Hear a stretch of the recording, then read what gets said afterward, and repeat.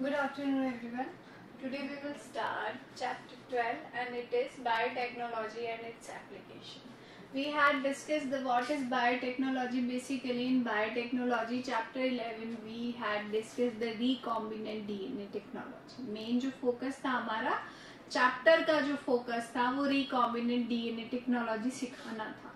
अब कुछ एग्जाम्पल्स इस चैप्टर के अंदर recombinant DNA टेक्नोलॉजी के लिए गए हैं और कुछ एग्जाम्पल्स जो है दूसरे आरएनए के थ्रूज भी लिए गए. तो इसके एप्लीकेशंस क्या है, हमने कहाँ और किस तरीके से बायोटेक्नोलॉजी की are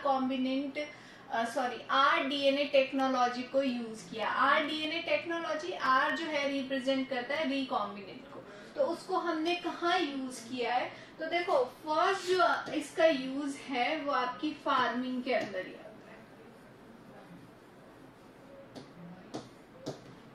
We have to increase the production of the crops, variety increase करनी है ताकि प्रोडक्शन जो है वो इंक्रीज हो जाए.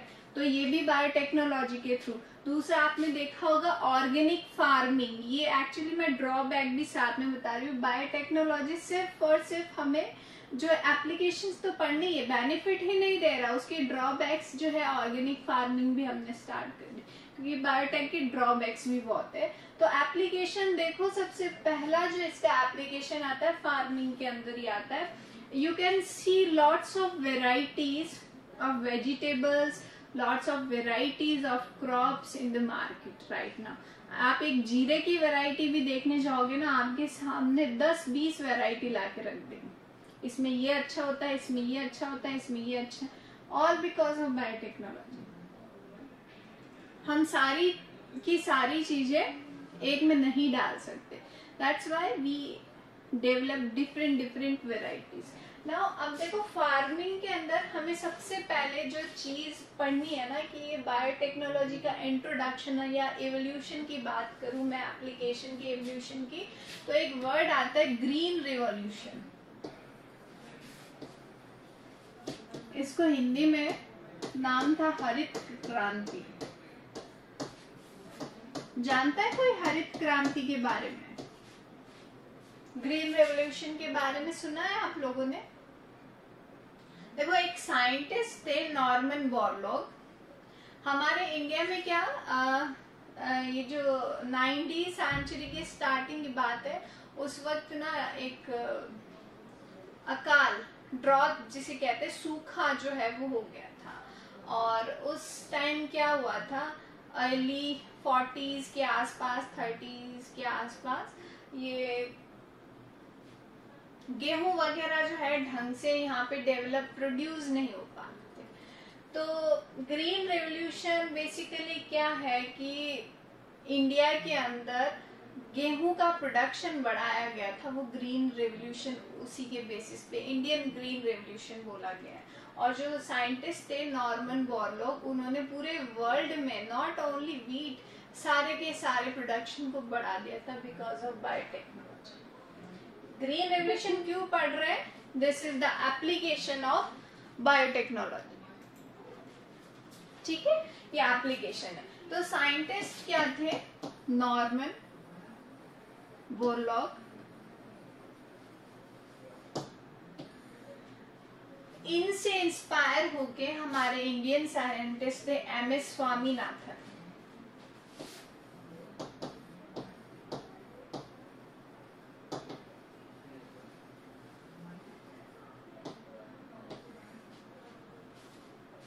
वो इनको लेके आए इंडिया में और बोला यहाँ पे गेहूं का बहुत जो है प्रोडक्शन इजी नहीं है. तो इन्होंने क्या किया था, एक गेहूं की ड्वार्फ वेराइटी थी, उसको इंडियन वेराइटी के साथ क्रॉस करवाया था. और जो रिजल्टेंट जो हाइब्रिड मिला, उसने इतना प्रोडक्शन दिया कि अब आप देख सकते हो पंजाब हो गया, राजस्थान हो गया, ये मतलब ये आपका यूपी हो गया, ये गेहूं के लिए बहुत ज्यादा प्रोडक्शन बहुत ज्यादा होने लग गया. बेसिकली नॉर्थ इंडिया में गेहूं का प्रोडक्शन बहुत ज्यादा होने लग गया. तो वो जो ड्रॉट था उसको कंट्रोल कर लिया गया. तो ये ग्रीन रेवोल्यूशन किसका एप्लीकेशन है? बायोटेक्नोलॉजी। उन्होंने किया क्या? ड्वार्फ वैरायटी जो कि रेजिस्टेंस थी सूखे के लिए, उसको कोई फर्क नहीं पड़ता, उसका वो डीएनए उठा के यहाँ इंडियन वैरायटी वाले डीएनए के अंदर उन्होंने वो सेट किया और रिजल्टेंट जो हाइब्रिड मिला, फिर आप प्रोडक्शन देखो, बम्पर प्रोडक्शन स्टार्ट हो गया। तो फार्मिंग के अंदर प्रोडक्शन देखते हैं। फार्मिंग के हम कुछ एक एग्जांपल्स ले लेते हैं। देखो, एक इंडिया की नहीं बात करी, ये हम पूरे वर्ल्ड की बात कर रहे हैं कि इसके एग्जांपल में पहला आता है बीटी कॉटन।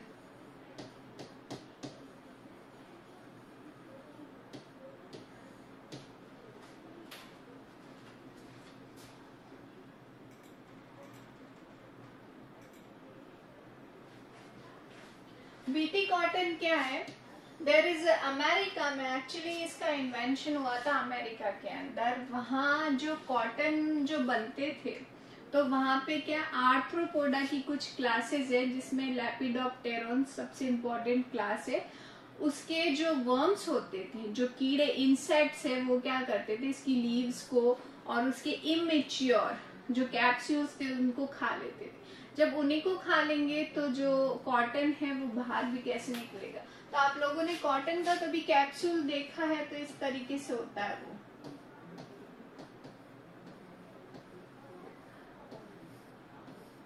देखा? फिर ये जब रप्चर होता है ना, तो यहाँ से इस तरीके से कॉटन बाहर निकली हुई रहती है। तो ये जो इंसेक्ट आया, ये क्या किया इसने? इसके इमेच्योर को ही खाने लग गया। अब जब इमेच्योर कैप्सूल से इसके थ्रू खा लिए जाएंगे तो कॉटन प्रोडक्शन ही कहाँ से होगा? या फिर इमेच्योर फ्लावर से जो है वो फर्टिलाइजेशन होने के बाद ही उसने खा ली, तो कॉटन का प्रोडक्शन होना ही नहीं है। तो एक कॉटन, आपको पता है सबसे महंगा जो धागा होता है कॉटन, तो बहुत बड़ा लॉस था इस इंडस्ट्री के अंदर। तो अब करें क्या? We will go through biotechnology. हम बायोटेक्नोलॉजी के पास गए और वहां पे हमें एक बैक्टीरिया मिला, बेसिलस thuringiensis।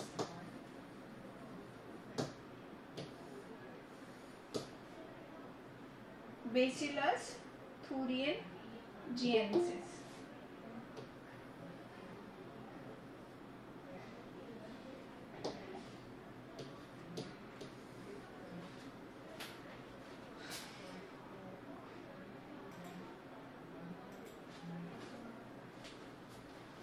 अब इस बैक्टीरिया में एक जीन है and it is a cry gene.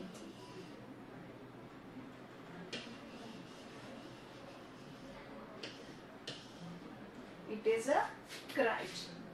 उस क्राई जीन को हमने रिकॉम्बिनेंट डीएनए टेक्नोलॉजी के थ्रू कॉटन प्लांट में इंट्रोड्यूस करवाया। अब एक क्राइजीन है क्या? बेसिकली क्राइजीन ये कहता है कि I will form a kind of protein.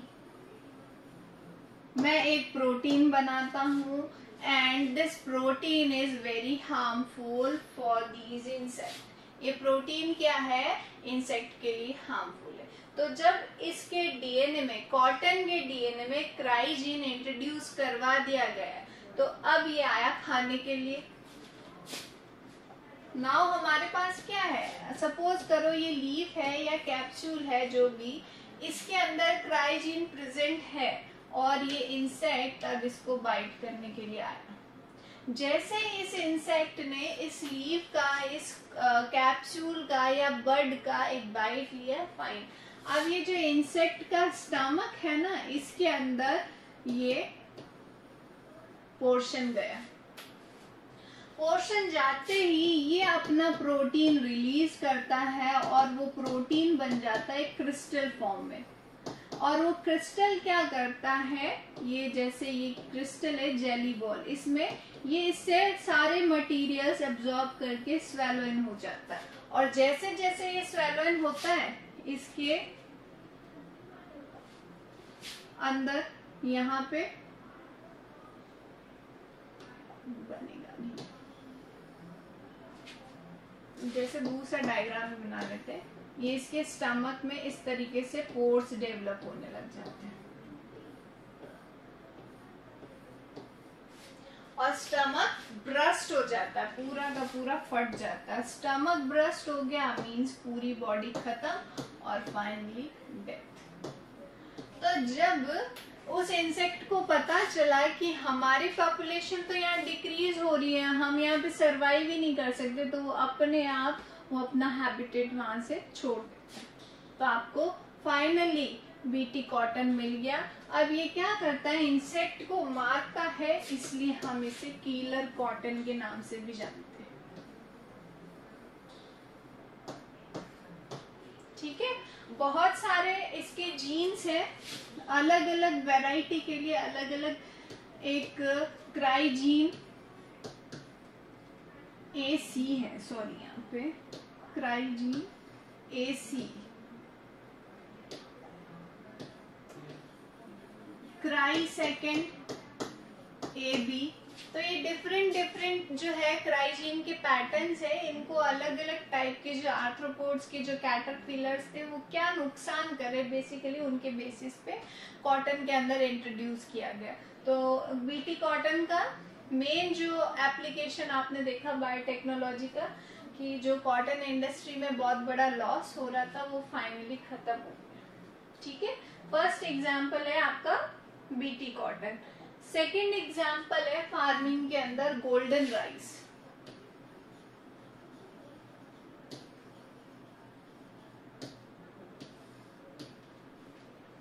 Golden rice क्या है कि ये जो राइस का दाना है ना, इसका कोई प्रॉफिट नहीं है एक्चुअली, ये सिर्फ कार्बोहाइड्रेट रिच सोर्स है। तो जो पहाड़ी इलाके वगैरह है वहाँ ना चावल ज्यादा मिलता है। आप लोगों ने देखा होगा यहाँ उड़ीसा में, बिहार में, यहाँ लोगों का जो बॉडी स्ट्रक्चर है ना, ऐसे लगता है माल नरिश्ड है पूरा का पूरा, मतलब बहुत ही लीन फिगर होता है इन सब का। तो वहाँ पे राइस का जो कंजप्शन है वो बहुत ज्यादा है। तो वो खा क्या रहे, कचरा ही खा रहे, कार्बोहाइड्रेट ही जा रहा है उनके पास कुछ जा। तो उस टाइम क्या हुआ था कि कार्बोहाइड्रेट ही जा रहा है और उनका मेन फूड भी वही है, तो दैट्स व्हाई उनके अंदर एक डिफिशियंसी होने लगी, वो थी विटामिन ए की डिफिशियंसी। तो साइंटिस्ट वगैरह ने सोचा, जस्ट ए मिनट,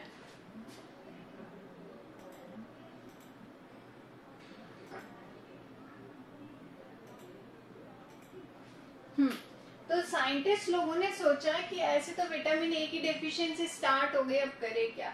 तो उन्होंने इसके अंदर विटामिन ए को इंट्रोड्यूस करा।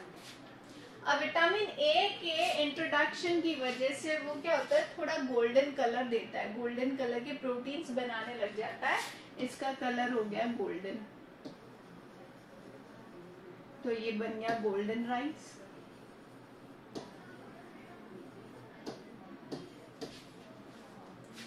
ठीक है, golden rice not only vitamin A सिर्फ इसके अंदर ही नहीं, एक मेज जो आता है, मेज के अंदर भी इंट्रोड्यूस करवाया जाता है। यस मैम, आपने म्यूट कर दिया। तो गोल्डन राइस क्या, ये येलो कलर जो है शो करता है विटामिन ए, इसकी वजह से ये येलो कलर का बन जाता है।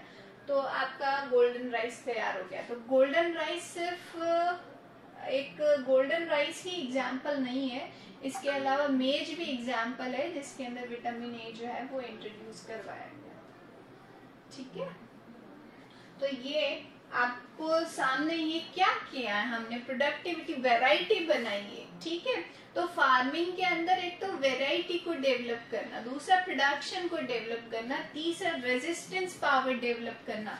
तो ड्रॉट रेजिस्टेंस बनेंगे, जो जहाँ पे वाटर ड्रॉट्स प्रेजेंट होती है वो रेजिस्टेंस बनेंगे, पेस्ट को कंट्रोल करने वाले वो बनेंगे। ठीक है, तो पेस्ट कंट्रोल के लिए, पेस्टिसाइड्स को कंट्रोल करने के लिए क्या होता है, एक ये डीएनए टेक्नोलॉजी चलती है जिसे हम बोलते हैं आरएनए टेक्नोलॉजी। आरएनए टेक्नोलॉजी के अंदर we will use RNA as antisense RNA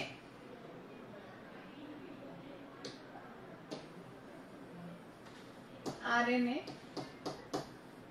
and sense RNA। Anti sense and sense RNA technology हमने बनाई है, वो पर्टिकुलर पेस्ट रेजिस्टेंस के अंदर ही। अभी ये है क्या, देखो आपने ये तो सीख लिया कि rDNA टेक्नोलॉजी क्या है। ये rDNA टेक्नोलॉजी का एग्जाम्पल है, बीटी कॉटन भी rDNA टेक्नोलॉजी का।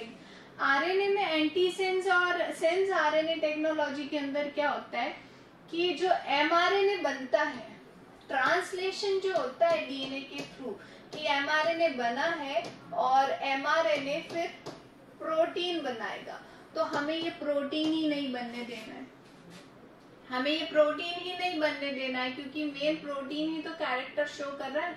हम यहाँ तक ही स्टॉप कर देंगे। तो हम एक आप डीएनए का फ्रेगमेंट समझ लीजिए या डायरेक्ट आरएनए का फ्रेगमेंट समझ लीजिए, उसको इंट्रोड्यूस करते हैं। तो एंटी सेंस और सेंस का मतलब क्या होता है कि जो आरएनए कोड कर लेता है as a template strand work कर लेता है, वो तो हो जाता है सेंस आरएनए। और जो कोड नहीं कर सकता, जिसको देख के किसी भी तरीके का प्रोटीन नहीं बनेगा, वो होता है एंटी सेंस। तो हमारी यूकैरियोटिक सेल्स में ये बड़ा फायदा कि we have anti sense RNA, prokaryotes के अंदर नहीं है। तो हम वो फ्रेगमेंट इसके अंदर इंट्रोड्यूस करते हैं। बेसिकली ये होता है डबल स्ट्रैंडेड आरएनए, जिसमें एक तो टेम्पलेट स्ट्रैंड होता है, एक कोडिंग स्ट्रैंड होता है, एक सेंस आरएनए होता है, एक एंटीसेंस आरएनए। ये वहां जाके क्या करता है, इस एमआरएनए को बनने ही नहीं देता है। जब एमआरएनए बनेगा ही नहीं, प्रोटीन बनेगा ही नहीं, तो वो पेस्ट का कोई इफेक्ट नहीं है। ठीक है। दूसरी चीज आपकी ये हो जाती है इसके अंदर कि ये इंट्रोड्यूस कैसे कर रहा है, या तो हम rDNA टेक्नोलॉजी को यूज करें या फिर हम डायरेक्ट एग्रोबैक्टीरियम ट्यूमिफेसिएंस के थ्रू यूज करें। ठीक है। एग्रोबैक्टीरियम का मैंने आपको इसके अंदर बता ही दिया था किस तरीके से इसको इंट्रोडक्शन करवाना है एग्रोबैक्टीरियम का। किसी को प्रॉब्लम है एग्रोबैक्टीरियम ट्यूमिफेसिएंस किस तरीके से इंट्रोड्यूस होता है तो बता दीजिए, मैं उसको एक्सप्लेन कर दूंगी। है कोई प्रॉब्लम? तो आपको पेस्ट रेजिस्टेंस वैरायटी भी मिल जाएगी। ठीक है। पेस्ट रेजिस्टेंस के अंदर एक मेलोजेनेटा इनकॉग्निटा का आरएनए हमने यूज किया गया है। क्लियर? और बताइए, चलो ये तो एप्लीकेशन था फार्मिंग के अंदर। तो फार्मिंग के अंदर हमने सीखा क्या है कि किस तरीके से हमने, पहला तो we have to increase production. Application क्या है, प्रोडक्शन इंक्रीज करना है। तो वीट की वैरायटी ग्रीन रेवोल्यूशन के अंदर हमने प्रोडक्शन को इंक्रीज होते हुए देखा है। दूसरा, पेस्ट रेजिस्टेंस बनाए।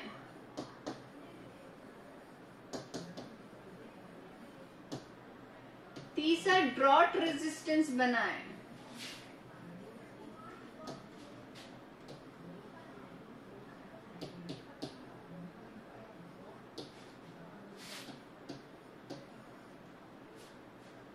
ठीक है ना।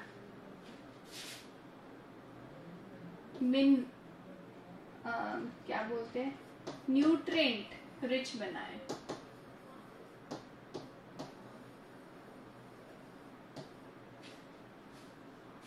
तो ये आपका मेन फार्मिंग में एप्लीकेशंस है। इसके applications of biotechnology in farming. तो जो बीटी कॉटन है, it is a very important example, बहुत ज्यादा इंपॉर्टेंट है। ये समझ में आ गया आप लोगों को? सी, एग्रोबैक्टीरियम ट्यूमिफेसिएंस के अंदर क्या होता है, जैसे ये एग्रोबैक्टीरियम है हमारे पास, क्या है, बैक्टीरिया ही है। ये क्या करता है, ट्यूमर कॉज करता है। इसका ये प्लाज्मिड है, इसे हमने नाम दिया टीआई, प्लाज्मिड। और सपोज करो ये रूट है किसी प्लांट की, ये रूट सेल है। ठीक है। अब ये क्या करता है, इसको इन्फेक्ट करेगा ये पूरा का पूरा बैक्टीरिया, और इसका जो ये टीआई प्लाज्मिड है इसके डीएनए के साथ ये प्लाज्मिड जो टीआई वाला हिस्सा है वो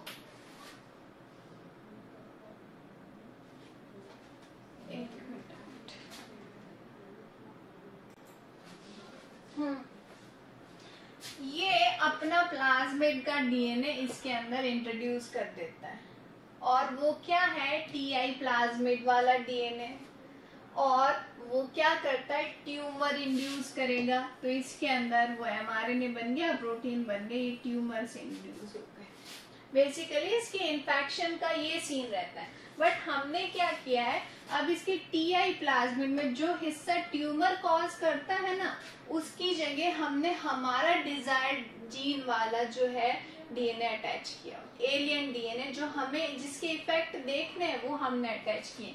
तो इसका नाम हमने रखा है टी डीएनए, ट्रांसफर डीएनए। यही ट्रांसफर होगा, ये ट्रांसफर हुआ इस प्लांट की डीएनए में, यहाँ पे जाके ये अटैच हो गया, ये अटैचमेंट साइट। अब ये ट्यूमर तो कॉज करेगा नहीं, जो जीन हमने डाला उसका ये इफेक्ट शो करेगा। चाहे वो आपने पेस्ट रेजिस्टेंस वाला डाला है, ड्रॉट रेजिस्टेंस वाला डाला है, कोई भी डाला है, ठीक है। तो ये इनडायरेक्ट ट्रांसफर होता है। आया समझ में वंदना? Yes ma'am. ठीक है।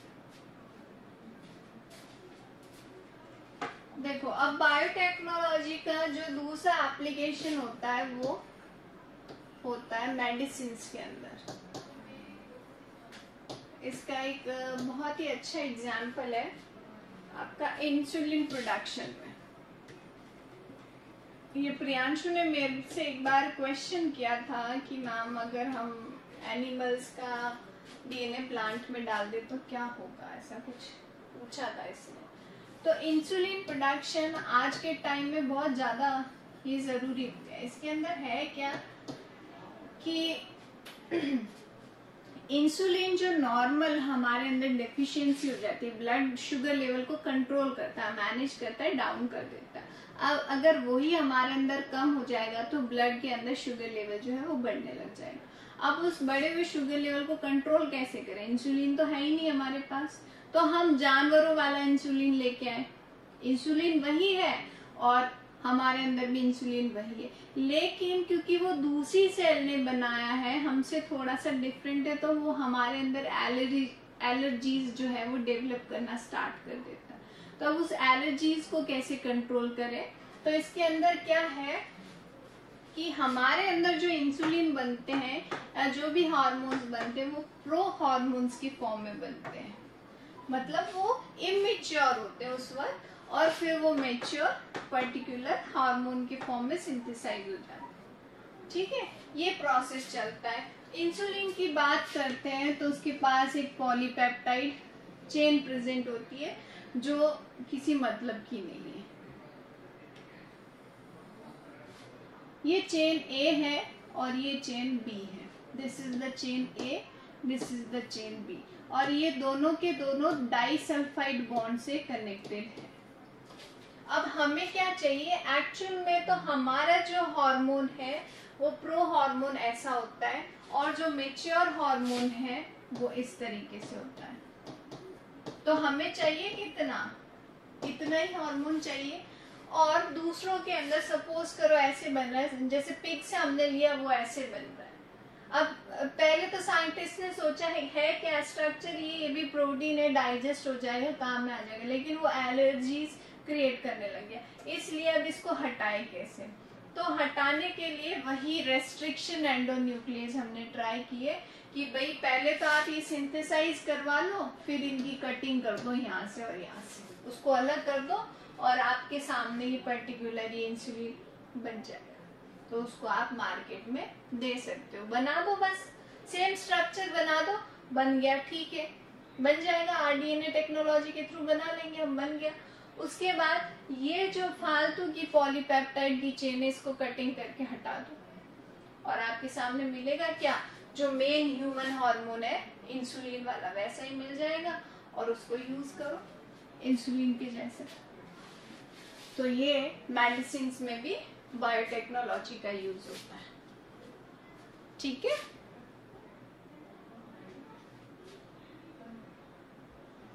पूछ लो, नहीं समझ में आया तो।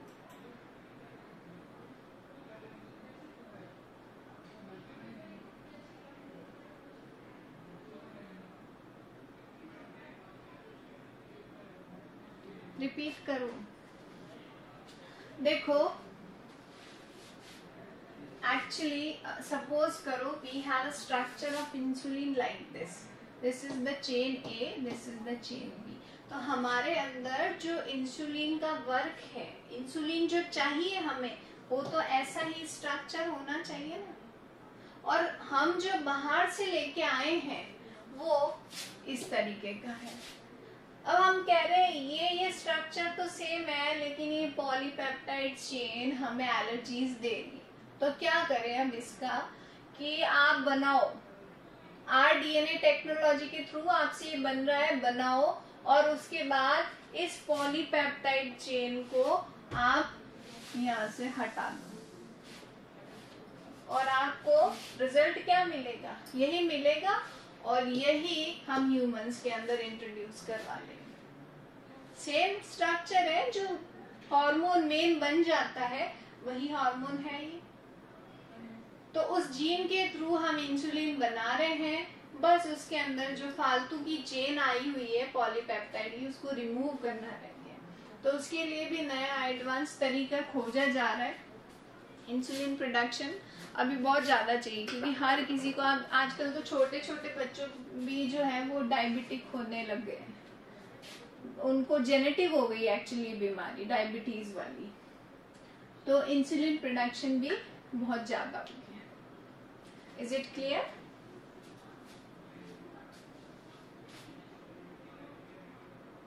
ठीक है, इसके आगे वाला हम नेक्स्ट क्लास में पढ़ेंगे।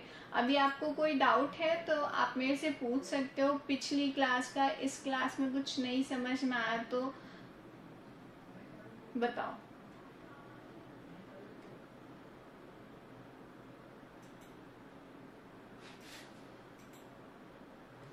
वंदना, गौरव, कौशिकी, प्रियांशु, जितेंद्र एंड जितेंद्र धाकड़। जितेंद्र धाकड़, आपको समझ में आ गया ये? एंड कौशिकी, आपको? Yes ma'am. ठीक है, कोई डाउट है किसी को? मैम, हाँ मैम ये फार्मास्यूटिकल्स क्या आती है? फार्मास्यूटिकल्स, ये मेडिसिन, फार्मास्यूटिकल्स। इसका एक पॉइंट और है, आज हमने ये पर्टिकुलर किसी जीन को जो है इंट्रोड्यूस करवाने के लिए इंसुलिन प्रोडक्शन के अंदर देखा है। दूसरा, एक जीन ऐसा भी आएगा जिसके अंदर कोई डिजीज हो गई है, तो उस डिजीज को सप्रेस करवाना, हमें वो डिजीज दिखनी नहीं चाहिए। तो नेक्स्ट एग्जाम्पल वो है, वो हम कल की क्लास में पढ़ेंगे। फार्मास्यूटिकल्स दवाइयों से रिलेटेड, मेडिसिन से रिलेटेड होता है सारा।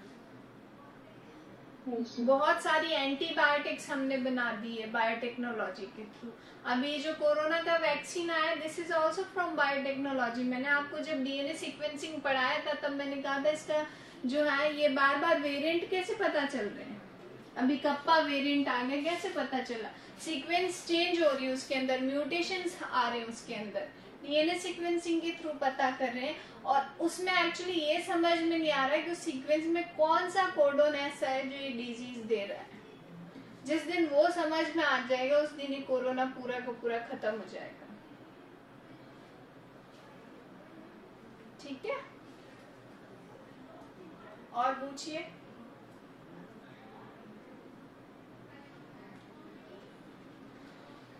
गौरव, प्रियांशु, समझ में आ गया बेटा?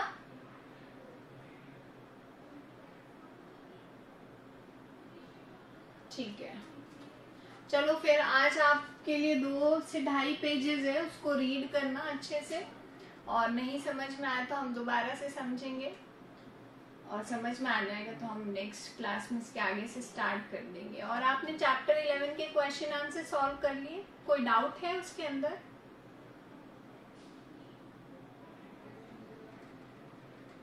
कोई बात नहीं, नहीं भी किए हो तो इस चैप्टर के बाद मैं 11 और 12 दोनों भी सॉल्व कर दूंगी, ठीक है। चलो बाय बाय।